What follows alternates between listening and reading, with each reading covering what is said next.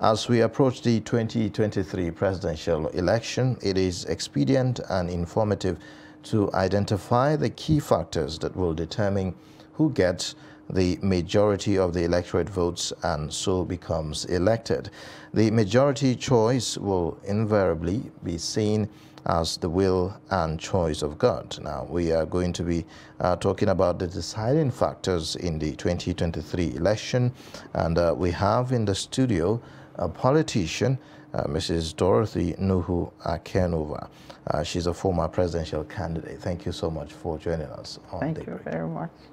We also have from our Kano studio joining us virtually the Executive Director of Organization for Community Civil Engagement, Abdul Razak Al-Khali. He'll be also giving us perspectives on this issue this morning. Well, let me start with you, Mrs. Dorothy, here with us in the studio.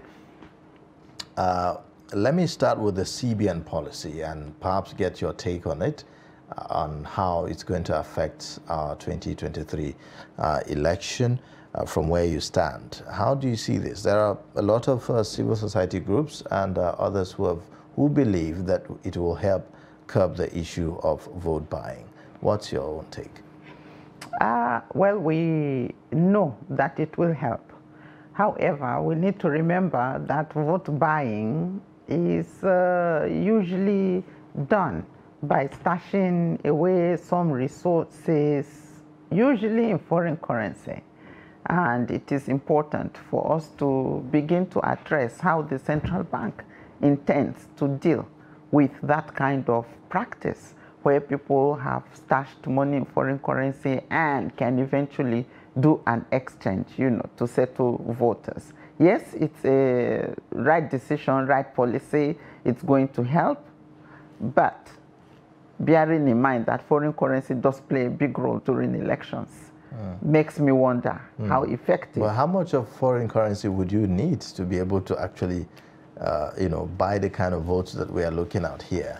It means that you will have in millions of dollars, isn't it? Well, we see those on social media, how people are stashing USD. At a point, I've asked myself, how much US dollar cash is there in America itself?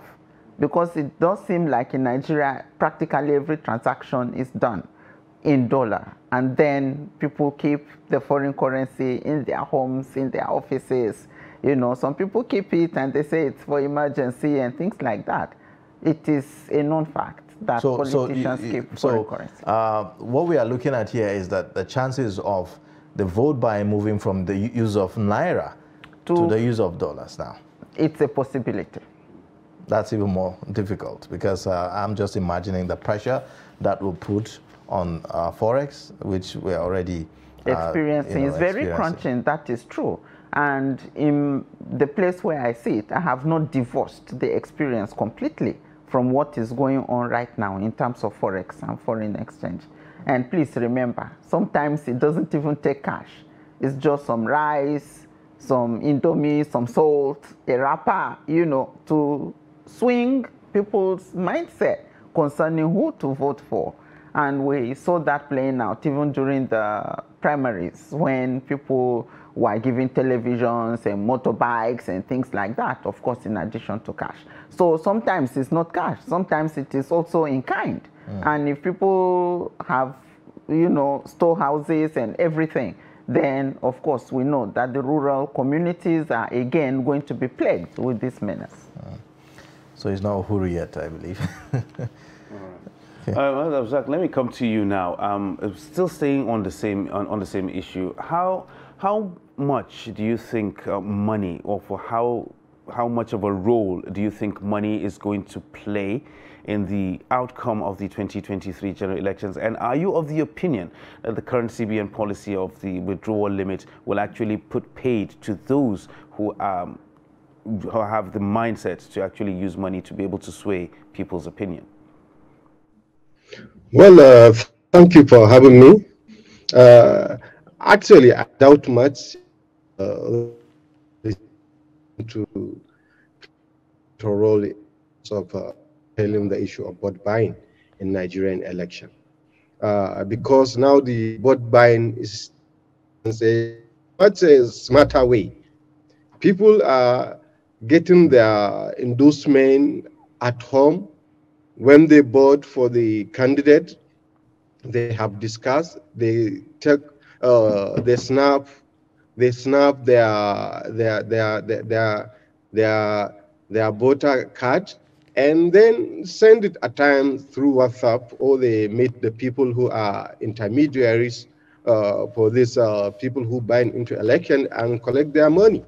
So it's not all the time that money are bringing into the polling space buying. So there are many ways in which they can outsmart the people navigate the process and do their voting. The only thing the thing that is giving me much confidence is that with the recent improvement in terms of the electoral process, I think now it's going to be much difficult for vote buying to take place as it happens before, because of the way the accreditation of the voters is taking place. It's not business as usual. So I believe even without the CBN cash policy, the vote buying and other rigging activities is going to be minimized in this 2023 election. All right. Well, quite a lot of issues, really. Another issue of concern as we approach the election is the issue of safety and security. A lot of concerns, really, going by the campaigns, going by utterances, even verbal attacks from social media, on mainstream media, and all of that. Are we laying the grounds for a peaceful election? Yes, we've seen that peace pacts have been signed, but I don't know, how much will that do, really, Mrs. Doris? I think peace pact usually seen as, binding on the candidates. The candidates do the little they can by telling the electorate to behave itself. I overheard yesterday a community of women politicians who were telling themselves, please don't get provoked. Just make sure you go do your campaign, canvass for votes. Don't get provoked. Those kind of statements are not coming very powerfully this time. 2019, I think we did more about non-aggressive, attitude towards election period. And there were stars, musicians who came together and they ran a very big campaign on zero tolerance to violence during elections. I'm not seeing that this time around. I think their energies are diverted to mobilization to make sure that youth are included. They are fighting more for inclusivity, for visibility, for voice. That is what is occupying them right now. So I believe that with this program today, maybe some attention will be drawn into the champions of the cause to make sure that violence is also, brought up so that people begin to think towards it and plan towards resisting acts of violence. The peace pact is good, but then the electorate needs to be conscientized a lot more. Mm-hmm. All right, Madam Razak, let me come to you now, and let's talk about violence, but on a different scale. Usually, when it comes to elections, we're talking about electoral violence, violence during elections, in polling units, during campaigns, and the rest of it. Right now, we have sort of a larger problem, insecurity in general, and there's a very palpable fear that elections might not be able to realistically be held in certain areas, in certain parts of the country. How far do you think this will affect the general, or should I say, the final tally on the final results when it comes to election day? Well, actually, even though the level of violence and insecurity has gone down a bit, but we still have concern in some areas, more especially in the northwest part, if you look of Zamfara and some part of Sokoto State and even Kaduna State. There are still some areas that the security apparatus not completely. So they have to, in those areas, make sure they have done the right mobilization for personnel to give people chance to come out and vote on election day. But notwithstanding, I believe Nigerian security are also be aware that this issue of violence might occur on election day. And there are a number of places where this violence can take place, and they have to be well strategic to make sure that this has not happened, more especially in the southeast. If you can see the level of violence perpetrated against, INEC materials, non-sensitive materials is very alarming. They have to do all that they election to make sure that have replenished those materials and make sure they have provided adequate security. Then those people in the area are going to be, denied their to participate in the election, which is not going to go well. The general election come 2020.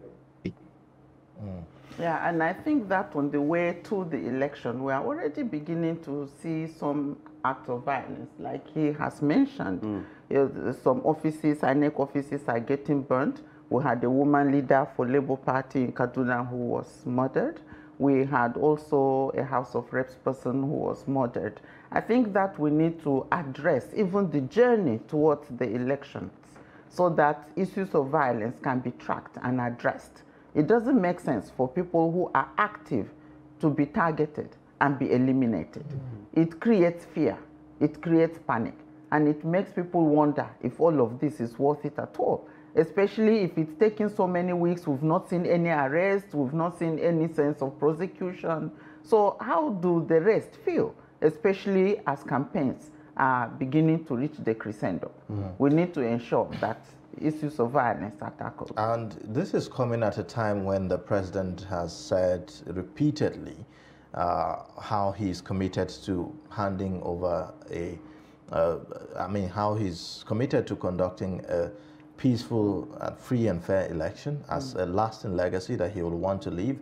He has said that at the global stage, at the UN General Assembly, AU meetings, almost he doesn't miss an opportunity to say that each time he travels. But I'm wondering how that translates into other chieftains or other members of his party, given the fact that some of the attacks that we've seen actually took place in states where APC is the ruling party in those states, in Kaduna, in Borno, and like that. So do you see that where the leadership is able to translate whatever position it has on having a peaceful election to its followership, to its followers, and how best can we actually translate that? Well, Mr. President has done well. He continues to reiterate, and it is left for us, to absorb what he has said and to put it into practice. And that is where I think many Nigerians get it wrong. Sometimes we think if the head is correct, then the rest is automatic. It is not so, because we have to take a cue and we have to begin to put into practice the things that the leadership wants us to do. That these things have happened in APC states, it's worrisome. And it is good for us to see investigations so that it's not a good indication for the party that these things are happening in the state where they are leading. It is important to dispel if it is not true that they are behind these activities, because it doesn't all go well for any political party to have this kind of label associated with them. In terms of positioning the police, to be able to, because the police is the security agency directly involved with matters of election. So sometimes we see that their appearance during electioneering periods does not necessarily mean that there will be a free, fair election. I mean, you would expect that when you have the presence of police, then everything should be fine, but that's not necessarily the case in sometimes. They have constantly been charged to be apolitical and the rest of them. Oui. But, do we have measures to deal with those who, decided that I'm going to take advantage of this moment and, get whatever I can get, and all of that? I think that is a systemic problem, and we can't isolate and deal with these things you know, in silos. We need to look at the interconnectedness of the entire poverty, corruption structure in the country. For as long as people are hungry, for as long as, you know, corruption continues to be pampered, we are going to continue to see these things happen. We've never seen instances where, you know, police people were called to book to say, look, you compromised at a polling unit, or where you were kept to keep charge. You know, we've not seen that in the past. And it is important for us to begin to call to book those people who compromise, who take sides. You know, in the Ekiti elections, for example, I was privileged to have been around. There were video clips where the money that was used for vote buying was in fact kept, you know, with the police people. These things are very unholy. We shouldn't be doing those things if we want a free and fair election. Let's talk about, still talking about the issue of vote buying now and how it has prevailed in our society. You are a champion when it comes to civic engagement and all that. And there's always a need that we say we need to sensitize people on the need to do that, not to sell their mandate and the rest of it. But how tough a job do you have in this kind of situation when it comes to this kind of engagement, when someone simply replies you with, I am hungry, that is why I'm doing this? Well, it is quite challenging. Over the years, we have been working in terms of providing civic and voter education, making citizens are well engaged in the political process, to appreciate what democracy can offer for them, to have good governance, to have improved service delivery. But over the time, we were disappointed, more especially with politicians, who are the main beneficiary of the democratic process. They are the one being elected into office, and they are managing our resources, and their actions really, really disappointed the electorates. And we even find it difficult to continue to educate people in where they are not reaping the benefit of what they are doing. And it is quite challenging, especially with this level of poverty, the rising inflation, the rising insecurity. And you find it challenging to continue to educate people about their civic duties and responsibilities, which vote buying is part of it. People that are hungry, that if they elect this person, if he goes, they will never see him until 4 years later. And these are the kind of challenges we are facing. And but notwithstanding, it's not the solution for people to take money, just peanuts amount of money, and then render their vote to useless people. They have to take their ground, make sure and they didn't fight their own needs. They change them over a period of time. There are provisions for what we call recall. People can do that even if to allow the person to continue to mess with their resources and with their representation. So there are us taking the money, and we have been for INEC to start prosecuting people who are doing vote buying, even the EFCC, and we have seen that in the recent National Convention of Political Parties. EFCC operatives were everywhere in the Eagle Square, you know, trying to get money. They cannot get money in that field. The money are not being shared in the field. There are ways in which politicians share money. So they have to open their eyes and make the operation a successful one to deter people from using money in politics. All right, let's talk about the capacity of INEC here. Sometimes it appears as if INEC is overwhelmed, especially when you look at some of the attacks on INEC offices in recent times, and maybe the legal framework within which they have to operate. There are those who have called for the issue of the Electoral Offences Commission to be set up, which there's a legislation to that effect that hasn't pulled through yet from the National Assembly. So do you think that perhaps doing that will help, and why have we seen that there's a lag in that regard? Like you said, they appear to be overwhelmed. That is true. And if that bill passes into act, it is possible that a lot of people will get trained, and we may begin to see some kind of security training even in that aspect, so that they are better positioned to deal with the attacks that they are prone to. But I believe also that we leave too much to last minute. And that is why we are overwhelmed. Why are we doing voters' education now? Why are we preaching no violence towards election now? Why are we educating against vote selling, vote buying now? Why didn't we do it as a continuous process from the last election, so that by now we have gained some ground and we have appealed to some consciousness of the people? So I think also leaving things to dying minute is responsible for this monster that we are seeing. It's very overwhelming because Nigeria is big and the diversity is huge, and our problems and challenges are multifaceted.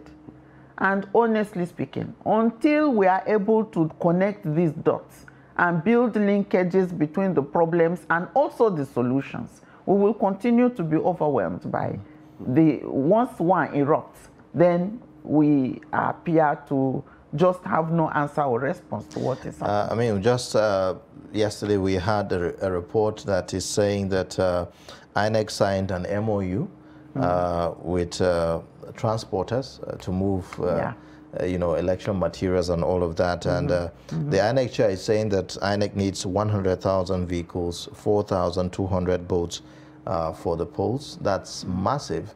And if I recall the experience in the Southeast, I think it was during Anambra election, where the road transport workers at the last minute, there was some of them pulled out, you know, from the agreement to move some of the materials and all that. So when you look at some of those challenges, yes, you have an MOU now, but what happens if, you know, some of the transporters decide at the last minute to pull out of? And then we have the same crisis we had 2019, you know, including the fact that at some point some materials were taken to wrong places and so on and so forth. You know, it just shows how weak our democracy, generally speaking, is. Because I'm not saying we can't have challenges, but to have a situation where materials are not arriving on time, they're arriving in wrong places, people are pulling out at dying minute. You know, this is a patriotic service that we are rendering. It's not only the remuneration we should be looking at when we are doing things like that. And that is where the transport union needs to embark on sensitizing and educating and training those who will be involved in moving the materials. They need to know that this is a service they are rendering the nation, and that they cannot afford to pull out of it, especially now that everybody is pegging 2023 as a defining factor for the continuous existence of the country. We can't joke with this election. We have to get it right. And the Transporters Union need to really sit up and make sure that everyone who is going to be involved is sensitized, becomes die-hard patriotic, so that come what may, even if they are not paid, let them see it as their contribution to save this country and to give us a brighter future. I wonder if we have those kind of patriotic Nigerians in Nigeria today. But let me throw that to Abdulrazak. Does INEC really have options when it comes to some of these logistical arrangements, really? INEC needs to its own logistic strategy, not only relying on this kind of unions that sometimes they are not reliable. Sometimes even politics play into their decision how to go about things. So INEC need to start, you know, having their own structure in place.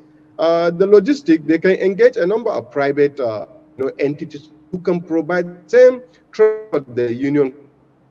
And through that, I think they can even have much accountability in place to check the excesses of this kind of people who are the materials. I think this is not the first time they are having with this kind of arrangement. So they need to start looking inward to have their own arrangement and get practices who can deliver these services effectively, and where we can have an accountability mechanism where they find wanting, then they can be taken to, they can of arrangement that at times it's giving us headache.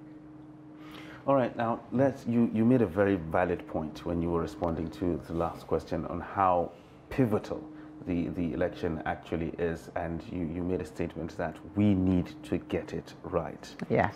A lot of people actually believe that 2023 is a game changer, and all that. So we've seen the choices that we have. All of them are running around trying to make sure that they put their best foot forward and show us their best garment and see if we can actually do that. What should Nigerians actually be looking for in someone that we believe will be able to possess that silver bullet to bring the kind of development or the kind of transformation that we desire at this moment? What are the things that we should look out for? I think that we must pay attention to, first of all, the personality. We need to make sure that that kind of personality is not divisive, but that is someone who has the skills for consensus building. It is someone who has experience to work with diverse stakeholders at the same time. It's someone who has experience in working in challenging contexts. That is very paramount. We must look at someone who is driven by the issues, because we want to feel the pulse. If you look at the way voters registration has happened, you can, close gaze what the issues are that are of key concern to the populations that have the highest number of votes. You can look at the Northwest and look at the Southwest and look at the youth. Those are the majority new voters that we have. And I think people with disabilities also, because of the awareness that's been created there. So you can look at the motive behind these high numbers of registration and begin to package, the issues of concern to these populations and address them. Because if the leadership or the candidates are divorced from the issues that are pertinent to the majority of the voters, especially the new registered ones who are going to create the swing, like it or not, then we would have missed it again. So we look at the young people. We're going to be looking at issues of globalization and how competitive things have become and how to help them to have an edge so that they can compete globally. We also need to look at education, because staying at home for all those months didn't all go well to the young people at all. Already they are wondering, when I graduate, what job can I get? And now to graduate takes 4 years of waiting in the final year. That's not a good way to run things, in your assessment, how have Nigerians engaged these candidates so far in their outings? And yes, we've had several town hall meetings and the rest. What's your assessment of the kind of engagement? I think the parties and the candidates have been in charge and not the people, because they set out their agenda, they set out their timetable, and then people go and sit down, like they are in control. Why not we organize and give them those invitations and say, hey, Diko community would want to engage with so-and-so. Please come and talk to us. And around our community and districts, we can invite other communities, let's get it to the grassroots proper. All the town halls, it's so sophisticated. I've been looking at Chida Hotel and other big spaces where they've been using, and I've not seen the core grassroots people there. Because they are in charge. They choose the comfort zones where they go. It looks more elitist right now. Exactly. And we know that that is part of Nigeria's problem, the elite. All right, so Abdulrazak, while speaking on this now, in your own opinion, from your own perspective where you're sitting right now, do you think the current engagement, just like she was pointed out, is the right platform? Do we have the right platforms to actually engage these candidates to find out exactly what they mean for us? Do you think these current engagements are grassroots enough? Do they really bring them face to face with the people that they want to lead? Well, for me, I think it matters at times that face-to-face engagement, but the most important, there are a number of factors that can really determine the outcome of the 2023. First, we have to look at the incumbent governors. The incumbent governors, any party with incumbent governors, they stand a better chance of winning the election in Nigeria, historically, because they are in control of enormous resources, and even sometimes the security that do manage the elections, they are the one, they are providing counterpart resources to those security. So they have that advantage. And then you also have to look at the political parties. The political parties membership regardless, some political members of the political parties will always go and vote for their party, regardless of who is in top. They can go to the extent of voting their political party because of some interest they do protect. Then you also have to look at the outreach of the political parties. A political party that have larger outreach, where they do get candidates across Nigeria, they stand a better chance also of election. Because we have state assembly, we have national assembly, we have senators, governors. All these people mobilize resources and engage with the people to make sure that they do appreciate what their party is offering. So these are the kinds of determinant factors that really decide who the party manifesto, and is more of these, things. The normal Nigerian, regular Nigerians, they don't go into that the party manifesto or candidate manifesto. They always, align themselves for 2 or 3 reasons. They look at religion, they look at the ethnic political factors that we have to look at. Any can into this and have advantage over the others may likely come out victorious. And but it's an election, we never know. But these are the critical factors that we have to watch, and they are going to determine how people, behave, regardless of their engagement. Because some people, sometimes the candidates are not what people are looking at. Okay, finally. That's the major problem. All right. So finally, just as a way of rounding up these discussions, most times when we talk about engaging with candidates, the emphasis mostly is candidates at the national level, mostly the president, specifically. But we talk less of candidates at the sub-national level. How can we better engage candidates vying for seats at that local level, the governorship and the state assemblies? It's the mindset. We need to deconstruct the hierarchy that we have in our mind, because the hierarchy we have in our mind is bottom to top approach, top to bottom approach. And once we continue to think top to bottom approach and live lifestyles of top to bottom approach, then we are likely to keep our eyes on the top and not mind what happens, at the other level of the structure. But it's very important, especially when we are hungry for decentralization, devolution of power, and things like that. We need to begin to reset our thinking to say that if we want that decentralization, then we need to hold accountable, especially those around us who have the mantle of leadership, and then those next to them.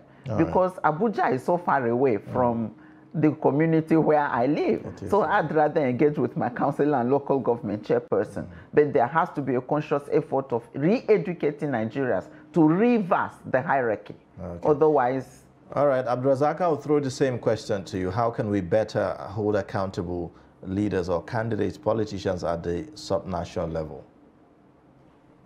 Well, I think, as you said, Nigerians have to open their eyes and look at issues all the time that politicians will drive the process, us how to go about, voting. We have to be on our own. candidates are offering, and to look at that hierarchy from top to bottom, because the dividends of democracy is not always coming from the top. People have their own representative from their own constituencies to deliver for them. So people have to start taking the pull to fight right from to the subnational and national. That's the only way we can have the kind of system that is going to work for all and make Nigeria a better place. All right. All right, well, thank you so much. Would have to end the discussions at this point. We thank you for joining us on the program, Mrs. Dorothy Nuhu Akenova, and also she's a politician and former presidential candidate, as well as the executive director of the Organization for Community Civil Engagement, Abrazak Alkali. Thank you so much for joining us on Daybreak. Thank you for having us. Thank you so much.